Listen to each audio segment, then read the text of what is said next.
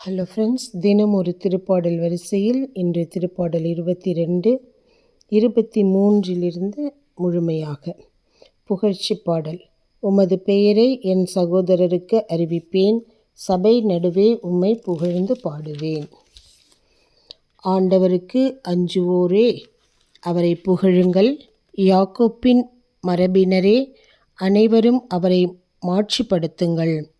இஸ்ரவேல் மரபினரே, அனைவரும் அவரை பணியுங்கள். ஏனெனில் எளியோரின் சிறுமையை அவர் அற்பமாக எண்ணவில்லை, அதை கவனியாமல் இருந்துவிடவில்லை. தமது முகத்தை அவர்களுக்கு மறைக்கவும் இல்லை. தம்மை நோக்கி அவர்கள் மன்றாடுகையில் அவர்களுக்கு செவி சாய்த்தனர். மாபெரும் சபையில் நான் செலுத்தும் புகழ்ச்சி உம்மிடமிருந்து எழுவதாக. உமக்கு அஞ்சுவோர் முன்னிலையில் என் பொருத்தனைகளை செலுத்துவேன். எளியோர் உணவு உண்டு நிறைவு பெறுவர். ஆண்டவரை நாடுவோர் அவரை புகழ்வாராக. அவர்கள் இதயம் என்றென்றும் வாழ்வதாக. பூவுலகின் கடை எல்லை வரை உள்ளோர் அனைவரும் இதை உணர்ந்து ஆண்டவர் பக்கம் திரும்புவர். பிற இனத்து குடும்பத்தார் அனைவரும் அவர் முன்னிலையில் விழுந்து பணிவர். ஏனெனில் அரசு ஆண்டவருடையது, பிற இனத்தார் மீது அவர் ஆட்சி புரிகின்றார்.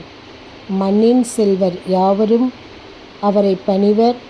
புழுதிக்குள் இறங்குவோர் யாவரும் தம் உயிரை காத்து கொள்ளாதோரும் அவரை வணங்குவர். வருங்கால தலைமுறையினர் அவரை தொழுவர். இனிவரும் தலைமுறையினரும் அவரை பற்றி அறிவிக்கப்படும். அவர்கள் வந்து அவரது நீதியை அறிவிப்பர்.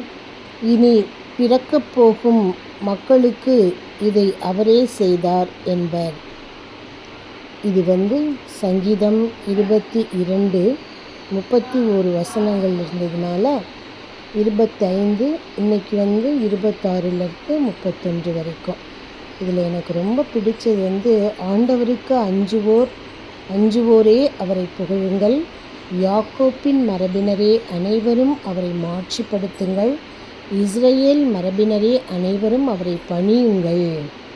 ஆண்டவருக்கு அஞ்சி அவரை புகழ்ந்து அவரிடம் பணிவுடன் இருக்கும் பொழுது நம் தேவைகள் அனைத்தையும் ஆண்டவர் நிறைவாக கொடுத்து நம்மை ஆசீர்வதிப்பார்.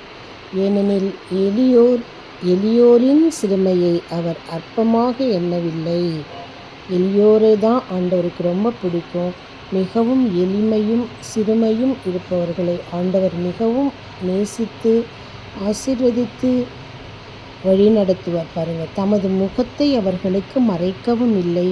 தம்மை நோக்கி அவர்கள் மன்றாடுகையில் அவர்களுக்கு செவிசாய்த்தார். அவரை நோக்கி மன்றாடும் பொழுது ஆண்டவர் நம்மளுடைய தேவைகள் அனைத்தையும் செவிசாய்ப்பார். நம்ம ஆண்டவர்கிட்ட அது வேணும் இது வேணும்லாம் கேட்க மாட்டாங்க.